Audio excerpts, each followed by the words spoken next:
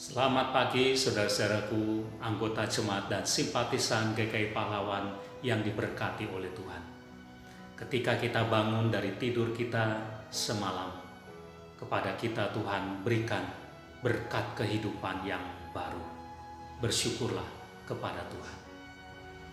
Saudara, ada seorang rekan yang pernah punya pengalaman ketika dia terjatuh dari sepeda. Pagi-pagi dia pergi berolahraga dengan naik sepeda, lalu kemudian dia terjatuh. Nah, pengalaman ini telah membuat dia kemudian menjadi takut untuk naik sepeda lagi.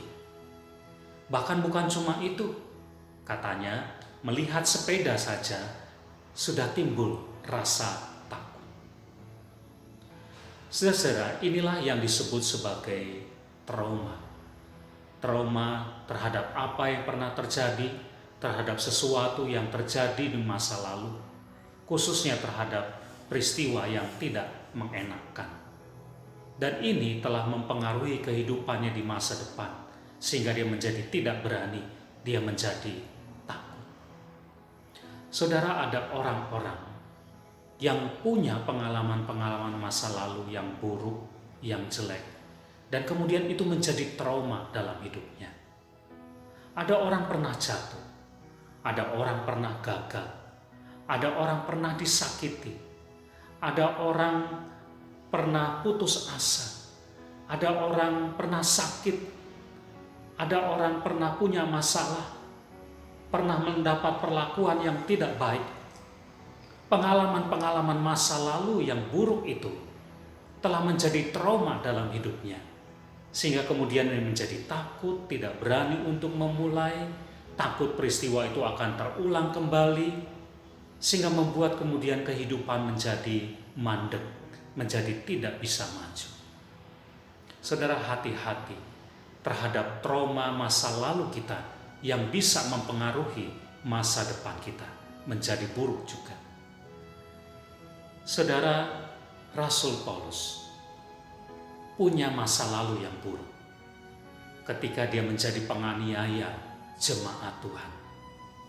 Tetapi kemudian dia bertobat dan dia berjuang supaya masa lalunya itu tidak menjadi trauma yang mempengaruhi hidupnya, yang mempengaruhi pelayanannya. Maka di dalam Filipi pasal 3 ayat 13 dia mengatakan, "Aku melupakan apa yang di belakangku dan mengarahkan diri kepada apa yang ada di hadapanku."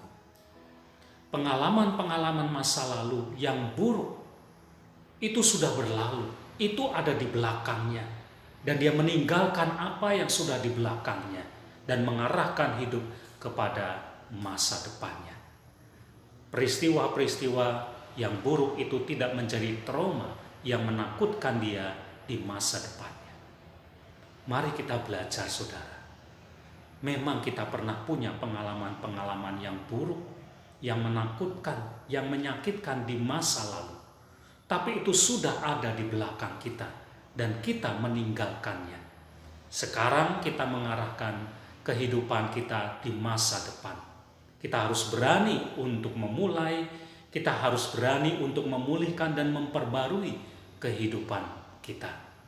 Kita melupakan apa yang di belakang dan mengarahkan hidup kita kepada masa depan kita. Amin.